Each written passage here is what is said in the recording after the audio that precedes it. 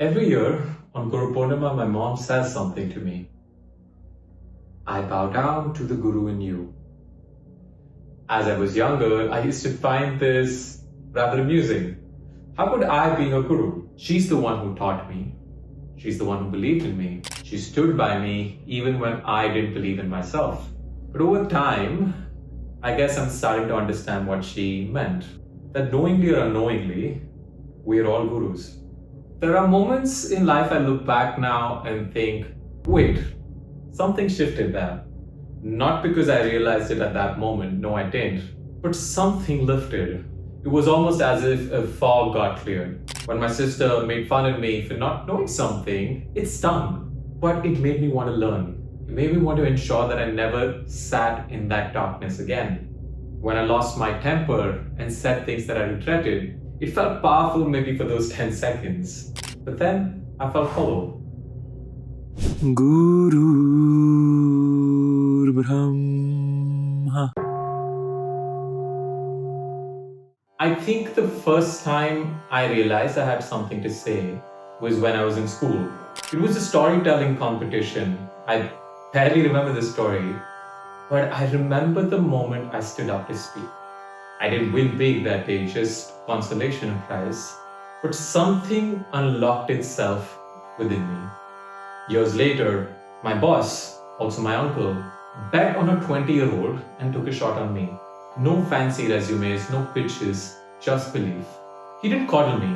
He was tough on me when he needed to be, but he made space for me to show up. That space created a version of me that even I didn't know existed.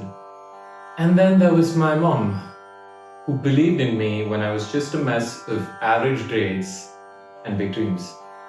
I remember once coming back from school and telling my mom that I'm going to go to Stanford, and I was quick to check myself and say, with my grades, no way. My mom was like, why not? I'm sure you will. Years later, I stood at Stanford at the culmination of my executive education course and gave a talk. That seed, it wasn't mine alone. She planted it. I just kept watering it. Guru Vishnu. A lot of my growth happened because of people who just held space for me, even when I didn't know how to. Like my maths tutor, who didn't let me hide behind the fact that I was bad in math. He didn't do the work for me. He just showed me the process. Little by little, the fog lifted. He didn't change me. He showed me the way forward. My high school friends, my junior college friends that is, made me realize that I had a sense of humor, that I could engage with people. When they laughed, something within me shifted as well. It wasn't them that just changed. I felt like I belonged. And then there's my aunt, Vachuatai, watching her dive into Tai Chi and Salsa, always looking for new ways to express herself, taught me something about embracing the discomfort of growth. She pushed me to step out of my own rigidity. Guru Maheshwara.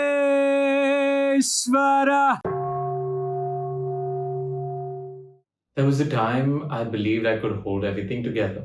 That if I just gave enough, cared enough, stayed calm enough, maybe everything else would fall into place. And for a while, it did. But slowly, painfully, life started to show me its cracks. That most of my calm wasn't mine. It was borrowed from circumstances that cooperated, from people who loved me, from moments that made me feel needed. And when that started to fall apart, so did I. I got angry at people closest to me, at those who didn't change, at myself for not being able to fix things. I thought I was intense enough, expressive enough. Maybe I could still hold on. But that fire only burned me. And in that moment, I remembered home, how fights went beyond what they were about, how the pain wasn't about the words that were said, and how much of it came through not being heard, and that none of it ever helped. And it hit me. No one can bring me peace. No one can make me whole. That responsibility is mine.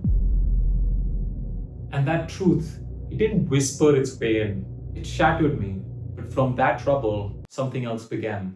A version of me that doesn't always want to win every conversation, that doesn't feel the need to be right to feel safe, a version that's still learning to pause, to stay, to breathe, even when it hurts.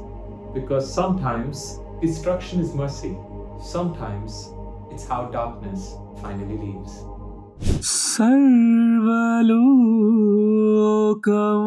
Guru. And somewhere along the way, I began to see the thread that all these people, these moments, weren't just a part of my story. They were my teachers, the ones who gave me the tools to create, the ones who held space for me even when I couldn't, and the ones who cracked me open when I thought I had everything figured out. None of them kept themselves on a pedestal, wore robes, or had titles, but yet, in their quiet, messy human ways, they still removed a bit of darkness from my life. And maybe that's what the Guru really is. Not someone who gives you answers, but someone or something that makes you look at the right questions, that shows you, sometimes painfully so, parts of you that still need a little light. Guru Brahma, Guru Vishnu, Guru Devo Maheshwara, Guru Sakshat Parabrahma, Tasmai Shri Gurubhyo Namaha. Aham Guru. Aham Guru. I used to think growth came from grand insights, from books, from big moments, from having everything figured out. But more and more, I've come to believe that it comes from noticing. Noticing someone's silence that teaches you patience. That when a heart breaks, it shows you your own unmet needs. When a stray comment stays with you longer than it should because it pointed at something true. It's never just one guru. Sometimes it's your mom, sometimes it's your boss, sometimes it's your past self, the version of you that still got up after falling flat. We may never truly understand how life teaches us, but if we're open, we're listening, then everything's a guru. Everyone's a mirror, every wound, a whisper is something that needs to heal. And maybe that's the point, not to chase light, but slowly, gently to remove darkness. Thank you for watching, and I bow down to the Guru in you. Shri Gurubhyo Namaha.